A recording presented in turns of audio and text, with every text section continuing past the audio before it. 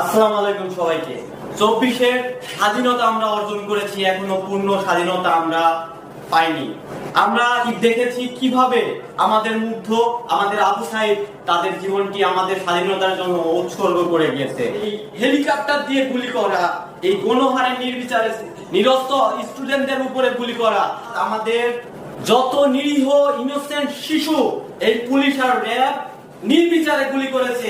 আজ পুলিশ বলছে তাদের ঊর্ধ্বতম কর্মকর্তার থেকে সে অর্ডার পেয়ে এটা করতে বাধ্য হয়েছে। আমার অনেক কষ্টের ছেলে, অনেক কষ্ট করে বড় করছি আমি, মা অনেক কষ্ট করে আমার ছেলেরে বড় করছি আমি।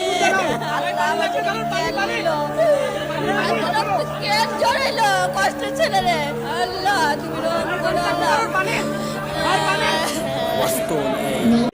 এখন আমরা যদি তাদেরকে মাফ করি কোন রকম, তাহলে আমার মুগ্ধ আমার আবু সাইদ, আমার রংপুর, রাজশাহী, খুলনা, বরিশাল, চট্টগ্রাম, ময়মনসিংহ, ঢাকা, আমার সমস্ত বিভাগের যত শহীদ হয়েছে এই 2024-এ সবার সাথে বেঈমানি, সবার রক্তের সাথে বেঈমানি করা হবে। আমরা স্বাধীনতা পেয়েছি, কিন্তু আমরা স্বাধীন এখনো তো পুরো দামে হতে পারিনি। অতএব যদি পুরো দামে স্বাধীনতা আমরা পেতে চাই, এই পুলিশ র্যাব এদের বিরুদ্ধে সেই বিডিআর এর মতো করে সম্পূর্ণ পুলিশের বিরুদ্ধে মামলা দিতে হবে, পুলিশের ড্রেস আপ চেঞ্জ করতে হবে এবং সবাইকে সরিয়ে দিয়ে দেশের যত বেকার সন্তানরা আছে তাদেরকে এই পুলিশ এবং র্যাবের জায়গায় এবং ডিবির জায়গায় ডিবিকেও সরিয়ে দিতে হবে। সবার নাম ড্রেস আপ চেঞ্জ করে দিতে হবে, তাহলে আমরা পূর্ণ স্বাধীনতা পাবো।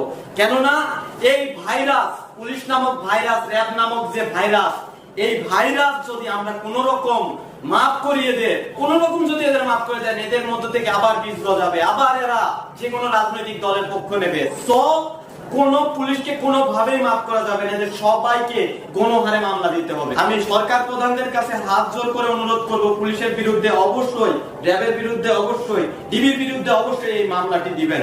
সবাইকে চেঞ্জ করে দেশের বেকার সন্তানদের এদের জায়গায় বসিয়ে দিন। এদেরকে প্রয়োজনে সেনাবাহিনী থেকে ট্রেনিং দিয়ে পুলিশের জায়গা, র্যাবের জায়গা লাভ করতে হবে। এবং সর্বশেষ যে কথাটি বলবো, আমার দেশের এই গণহত্যা, আমার দেশের এই শহীদের জন্য যদি আপনারা এদের রক্তের দাম যদি দিতে চান, তাহলে আওয়ামী লীগের যে খুনি শেখ হাসিনা ছিল, এই খুনি হাসিনা, এই গণহত্যাকারী হাসিনার বিরুদ্ধে এর যত এমপি মন্ত্রী আছে সবার বিরুদ্ধে আন্তর্জাতিক আদালতে 1 লাখ হত্যার মামলা দিবেন। আপনি 1 লাখ, মিনিমাম 1 লাখ হত্যাকাণ্ডের মামলা দিবেন, যেন পৃথিবীর যে কোনো দেশে থাকলেও তাকে 1 বছরের মধ্যে আনা যায়। এবং আমি সরকার প্রধানদের কাছে আমি করজোরে আবেদন করব, 1 বছরের মধ্যে এই খুনি হাসিনা, এই গণহত্যাকারী হাসিনার দেশে এনে একে ফাঁসিতে ঝোলাবেন। আমার ভাইয়ের রক্তের প্রতিশোধ হবে এটাই। এবং দেশের মধ্যে আনাচে কানাচে যেসব জায়গায় ছাত্রলীগ, যুবলীগ এবং এই আওয়ামী লীগের গুন্ডা লীগ যারা রয়ে গেছে, তাদেরকে উঠিয়ে ফেলার দায়িত্ব সেনাবাহিনীকে দিয়ে দিন। সবার সুস্থতা কামনা রেখে আমার শহীদ ভাইদের আত্মার মাগফিরাত কামনা করে আজকে বিদায় নিয়ে নিচ্ছি। আসসালামু আলাইকুম। আমার ভাইকে হত্যা করে, আমার ভাইকে হত্যা করে, আমার ভাইকে হত্যা করে, আমার ভাইকে হত্যা করে।